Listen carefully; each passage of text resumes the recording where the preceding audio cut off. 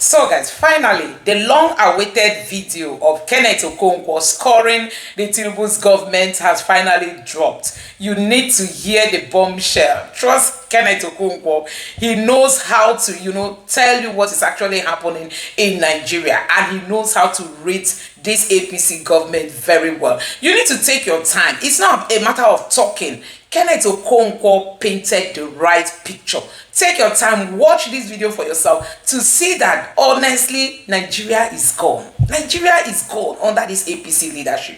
Just take a look for yourself. Let's start this conversation with the time-honored philosophy of Richard Steele. Richard Steele said, so when you want to comment someone, add reasons why you're doing so, because this is what distinguishes the approbation of a man of sense from the flattery of sycophants and admiration of fools. There's no way anybody will be praising this government without appearing like a fool. When they came in, Tinubu in inauguration ground said fuel subsidy is gone. And then, when he was saying that, there was no cabinet in place. Fuel price rose from 195 naira to 617 naira in one swoop. And then they floated in naira. And naira depreciated, going to almost 2,000 naira to a dollar, from about 460 naira. And the only defense they have is be patient. Nigerians became hungry. His own people started shouting, Ebin power. And their response, be patient. Be patient first 100 days. Be patient 6 months. Be patient 1 year. Be patient 2 years. Half of the journey. And they are still asking people to be patient. Are you praising this government? You are doing it on the blood and the graves of people in Benue State that are being massacred every day. As I talk to you, people are dying in Benue State, not because they committed any crime, but because Tinubu is their president that could not defend them. Benue State is an APC state governed by a reverend father. So spiritually, you say a reverend father is in charge. Politically, you say they are a member of Tinubu's party. And yet, they are dying every day from terrorists, from killer headsmen, and no end in sight and no solution. And some people are praising this government. They are doing it on the graves and blood of the innocent Nigerians that are massacred everywhere and every day. You talk about Plateau, you talk about the Northwest, talk about the Southeast, kidnappers are discovered with graves, with people burying people alive. And Tinubu's purported security reports, they don't take such reports, security reports to him for prevention. It is the security report that will help him to take the resources of Rivers State in the name of declaring state of emergency. That's the security report they will see. But security reports to bring security to Nigerians, they will not give him. I want you to understand, security is the basic necessity that every government owes to its citizens. This government has failed in its area of security. People are scared to travel through the rivers, the sea, because flood will come and sweep them away. Look at what's happening in Niger State. 200 persons just died. And it is not a situation that is not foreseeable. These things happen every day. When people talk about Tinubu's regime and they say, these problems were there before him, I actually realize that the media and the spokespersons are very unintelligent. Because when you make such statement, you are actually indicting him. Because what you're trying to say is that this government ought to have been aware or is aware of all the problems before coming in. That means they did not come with any solution. If it is a problem that is not there before, if it's a novel problem, you say, okay, they are facing a new challenge, give them time. But these are problems that have been there. Boko Haram has been there. Insurgents have been there. Lakurawa has been there. The bandits, the kidnappers, they have been there. There is nothing new. A man that said to be the president is his life ambition did not make any preparation to bring solution to all the problems that he knew were there. And now we are hemorrhaging. We are going into more deprivation, into more degradation, into more hunger, into more hardship, into the worst of mankind. Do you know? The present report now is that Nigeria has more malnourished children than Sudan. Nigeria has overtaken Sudan, a war-torn country, as in malnourished children. If our children are malnourished, that means the failure of this government is moving even towards the next generation. They have destroyed their own generation. They are moving in to destroy the next generation. This government has nothing to offer Nigerians except destruction, except wastages. We're talking about security. Do we talk about the economy?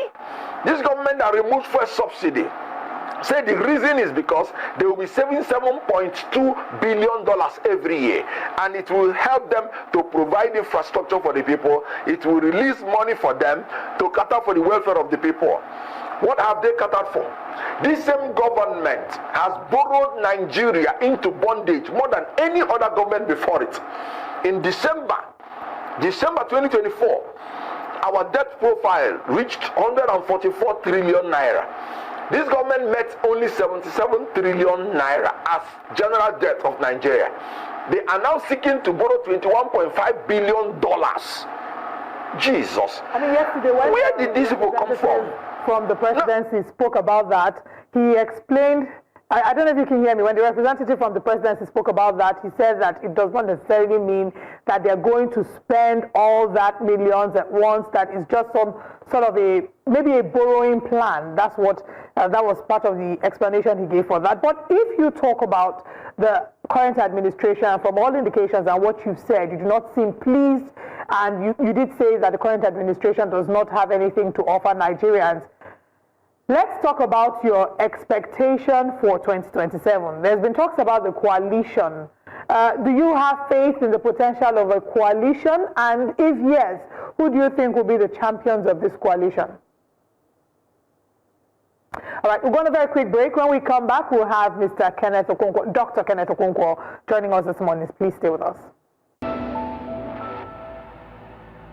To the conversation as we analyze the state of the nation, and we're still joined by Mr. Kenneth Okonkwo. Before we went on that break, you had highlighted all the things that you were displeased about regarding the current administration, mentioning that the current administration has nothing to offer Nigerians. If you strongly believe that the current administration has nothing to offer Nigerians, do you have hope in the coalition to maybe unseat the current administration? And if yes, who do you think will head this coalition?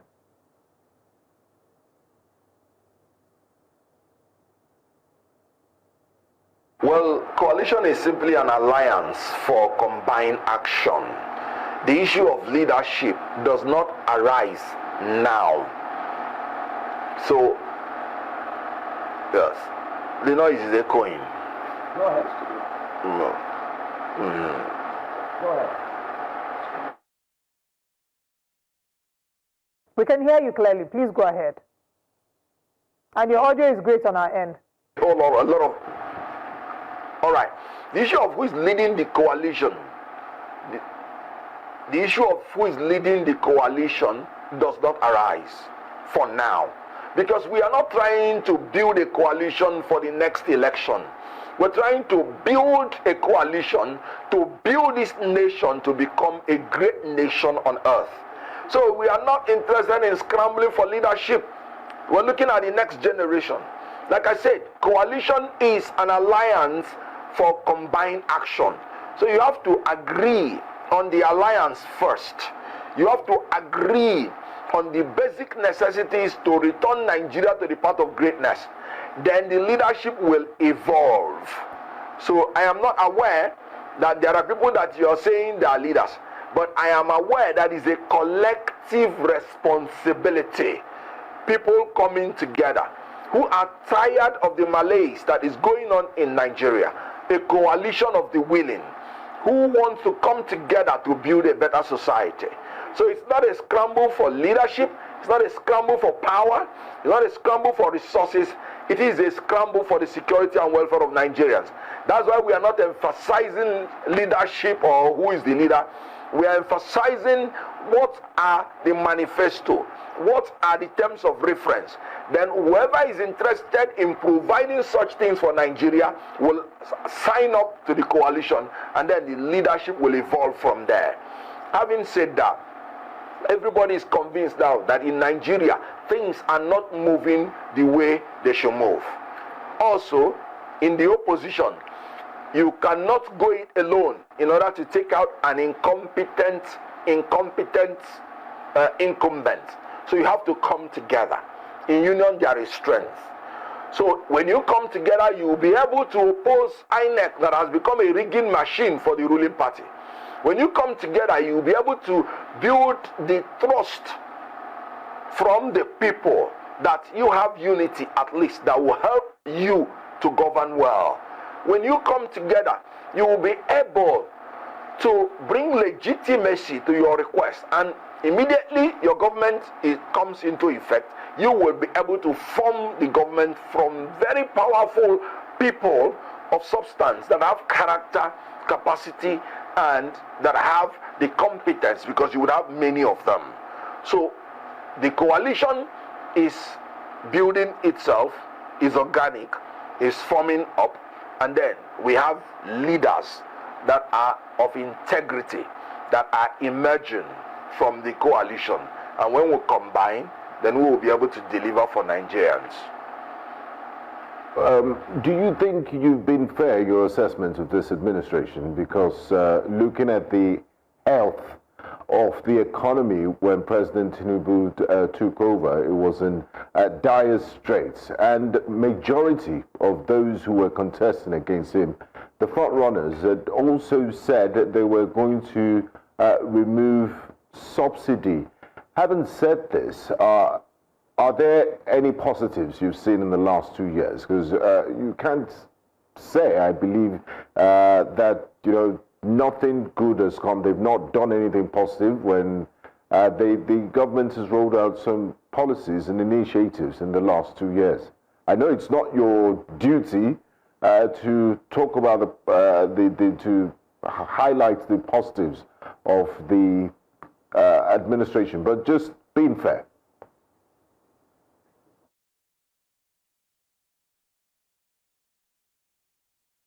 You know, the budget 2025 is already padded to the tune of about 7 trillion naira.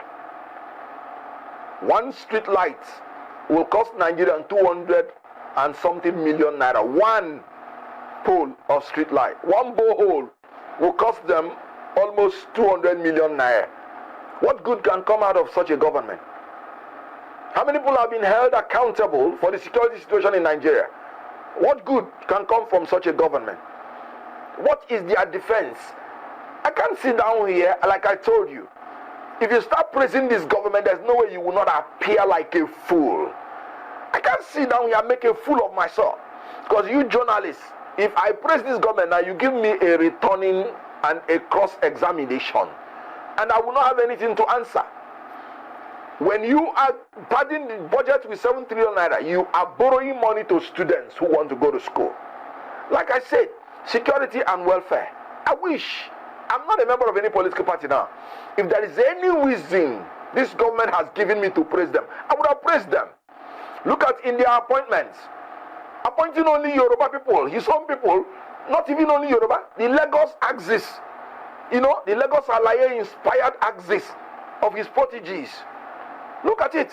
Whether you say the Chief Justice of Nigeria, whether you say the Attorney General of the Federation, whether you say Minister of Finance, Central Bank Governor, whether you say every notable thing, whether you say Inspector General of Police, Chief of Army Staff, whether you say insecurity in economy, what do I say? He chose a fellow Muslim for a same-fare ticket, not recognizing our diversity. Section 15, 3D of the Constitution. He said every association must cut across religious and ethnic barriers. This government, apart from religion and ethnicity, I don't know his basis of appointment. All his appointees performing in an F form, especially those ones that are from his place, and he's not doing anything about them. What will I praise? I wish I have anything to praise, and I will be here singing the praises. Remember, I was a member of that political party. So tell me yourself, give me by practical data, empirical facts, the things this government have achieved, and I will interrogate it, and I would say I concede that to you. But there is nothing to be praised.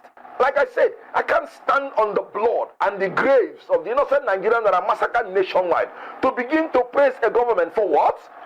For giving me tears and blood? So that is the issue. For the first time in 2 years of any government, there is nothing to praise about. I said in Nigeria, you have more malnourished children than in Sudan, a war-torn country. So we are actually like people living in a war-torn country without wars. Look at in Northeast, our soldiers being massacred in something that you know existed before coming in.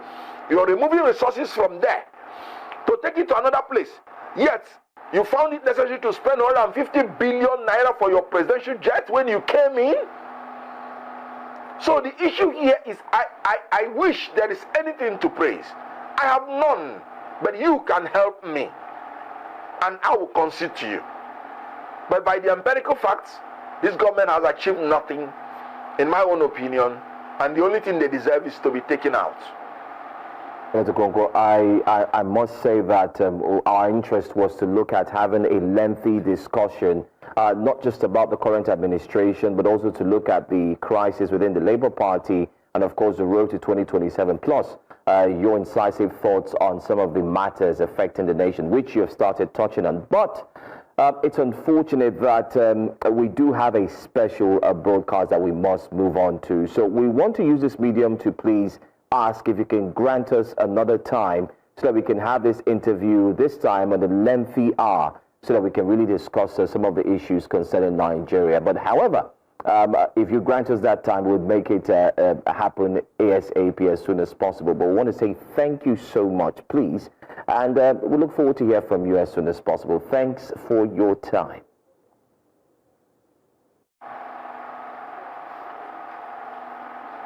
Thank you very much. So guys, you have seen it for yourself. Kenneth Okonkwo is that man. You can always wait for his video if you really want to know what is happening in Nigeria. You must have heard things you never knew are happening in this country. I mean, Kenneth Okonkwo knows how to like dissect topics and tell you what is happening. And he's not just claiming to, you know, saying those things. He's saying what is actually happening in Nigeria. Especially when he talked about malnutrition in Nigeria, that Nigeria has overtaken Sudan in having kwashiorkor, marasmus, and all those sicknesses that are associated with, you know, malnutrition under the Tinubu's government, and they will come out to tell you Tinubu has done well, Tinubu has done well. You must have seen Akpabio singing Tinubu's praises. These politicians, they don't know how to tell Nigerians the real facts on ground. What is happening? I don't know why they just like to lie.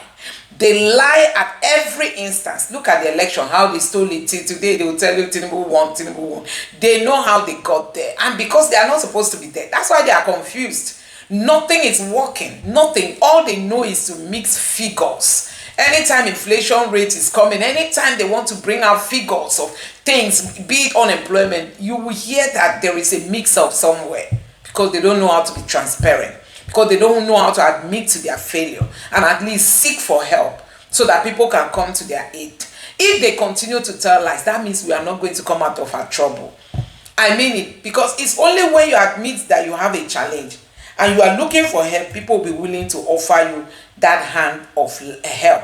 But when this government keep telling you that everything is well, you can imagine road, 750 kilometers of road, Tinubu went to commission 30 out of it. Nigerians are wondering why they rush, so that it will be counted as an achievement in 2 years, within the space of 2 years. Tell me, how has that got to change the situation of things in Nigeria? Just tell me for yourself. Just tell me how Tinubu,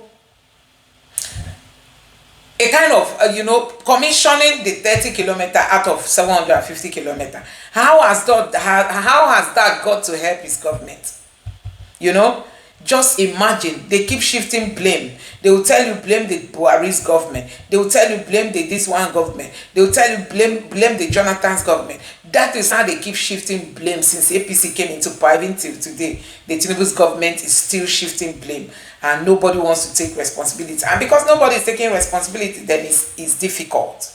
It's difficult to at least solve these problems.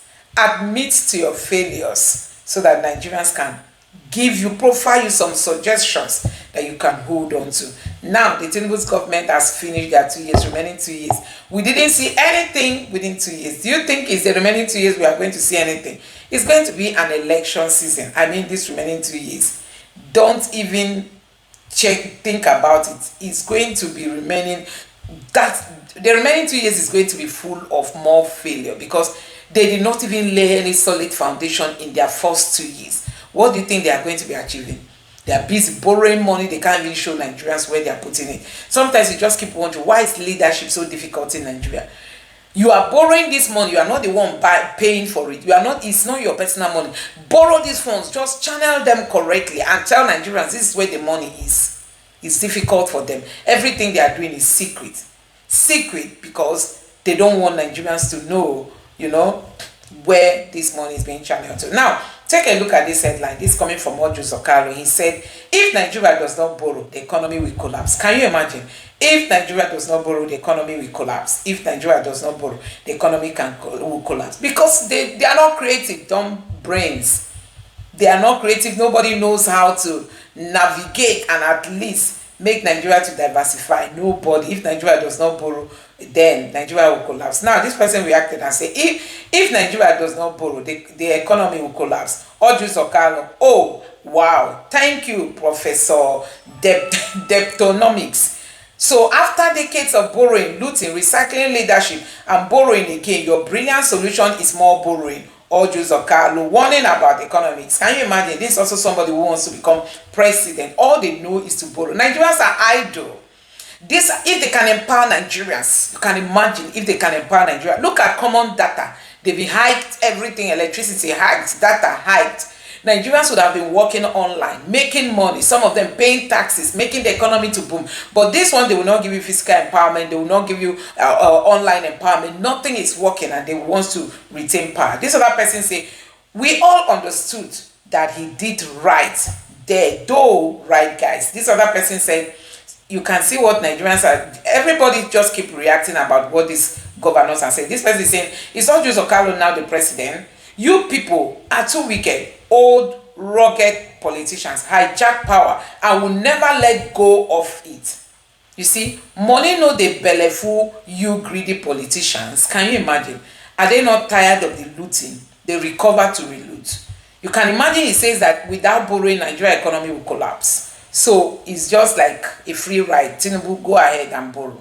Go ahead and borrow. Can you imagine? This person said, no wonder he was crying to Obi to stop demarketing Nigeria by saying that the leaders are wasting our money so that they will continue to borrow more and continue to waste all of it. So why did Tinubu lie to Nigerians that without removing subsidy, Nigeria will collapse? These APC people and lies are like Sir and half a dozen. And that is it. They like to lie. I said it before. They cannot come out to tell you the true state of the country. They can't. Everything you hear them say is fake. Anyway, guys, let me know what you think about this in the comment section below. Please don't forget to subscribe to the channel and turn on the notification bell. Thank you.